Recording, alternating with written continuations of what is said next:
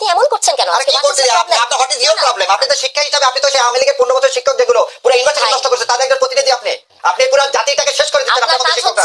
আপনারা এই শিক্ষকরা জামাতে ইসলাম নারীদেরকে অর্থাৎ আমার মা বোনদেরকে মিডিয়া থেকে, গণমাধ্যম থেকে, বিভিন্ন কর্মসংস্থান থেকে সরে দেওয়ার জন্য মহাপরিকল্পনা গ্রহণ করেছে।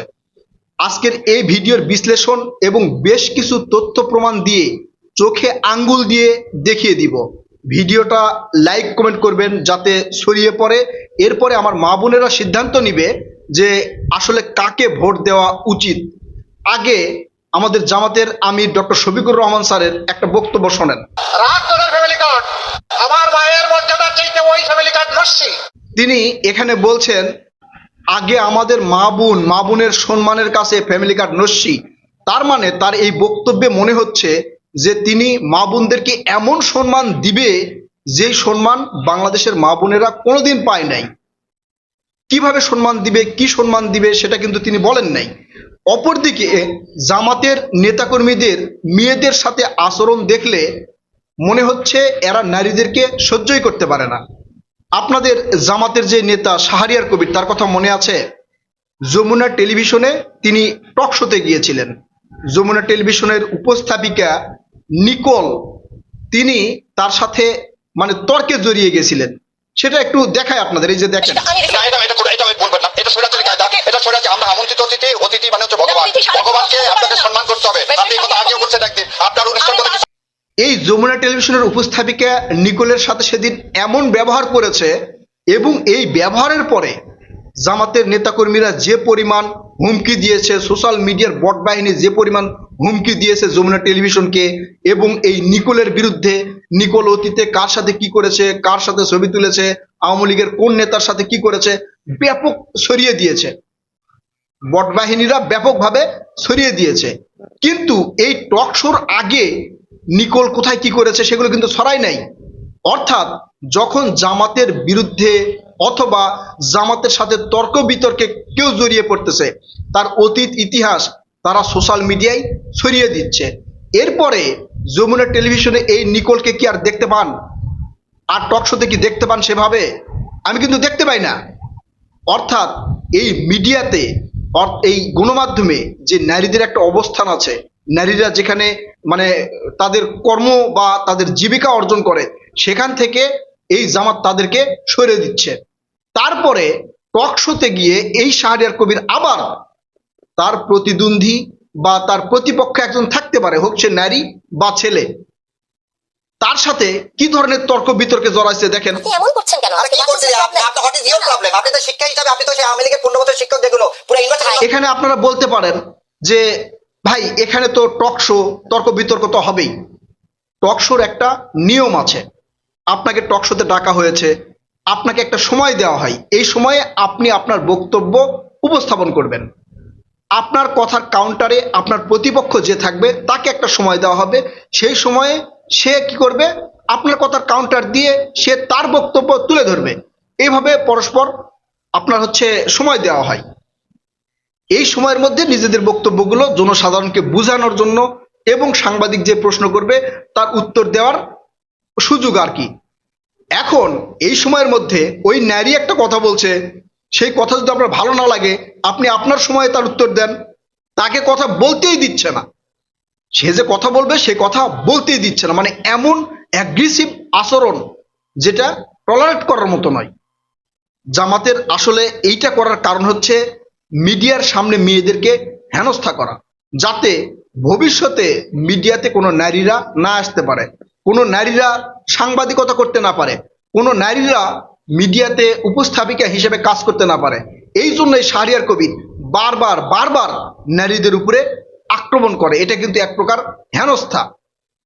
যমুনা টেলিভিশন নিয়ে কিন্তু অনেক ধরনের কথা বলা হয়েছে, নিকোলকে নিয়ে অনেক ধরনের কথা বলা হয়েছে, আবার সে এই নারীর সাথে এই ব্যবহার করলো। অর্থাৎ এটা হচ্ছে তাদের গোপন মিশন বা গোপন পরিকল্পনা। তারা চায় না যে মিডিয়ার সামনে নারীরা আসুক। এরপরে এরা যখন ক্ষমতায় যাবে, শুধু মিডিয়ার সামনে না, যত জায়গায় আমাদের নারী মা বোনেরা কাজকর্ম করে, যত জায়গায় করে, সব জায়গা থেকে এক এক করে এইভাবেই সরিয়ে দিবে তারা। এটা তাদের প্ল্যান। নিকোলকে যেমন এখন আর উপস্থাপিকা হিসেবে খুব একটা দেখতে পাচ্ছেন না। এরপরে এদের সাথে মানে এদেরকে ডাকার সাথে আরেকজন নারীকে যদি ডাকা হয়, ওই নারী ভবিষ্যতে আর টক শোতেও আসবে না। যে নারীর সাথে তর্ক বিতর্কে এই শাহরিয়ার কবির জড়িয়েছে, ওই নারী আমার মনে হয় না যে এরপরে আবার এর সাথে টক শোতে আসবে। সেখানে তিনি বলেছেন যে এইভাবে যদি টক শো করেন তাহলে আমি আসবো না। অর্থাৎ এই যে নারীদেরকে নিয়ে ভয়ঙ্কর পরিকল্পনা কিন্তু করেছে জামাতি ইসলাম।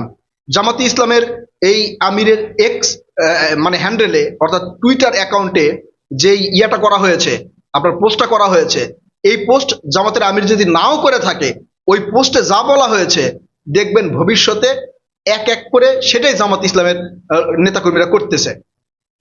তারা নারীদেরকে সহ্য করতে পারতেছে না, মিডিয়ার সামনে আসা, কর্মক্ষেত্রে নারীদের যোগদান, এটা সহ্য করতে পারতেছে না। অপরদিকে নারীদেরকে দিয়েই তারা নির্বাচনী প্রচারণা চালিয়ে যাচ্ছে।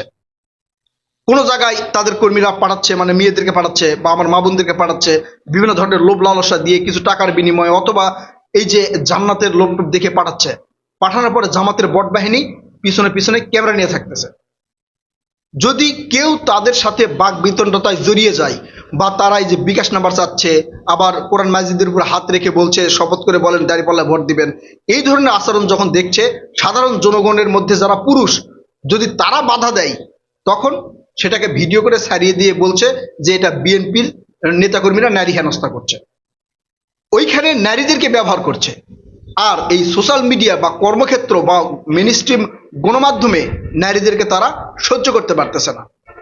জামাতের একজন নারী নেত্রীও নেই, একজনও নাই।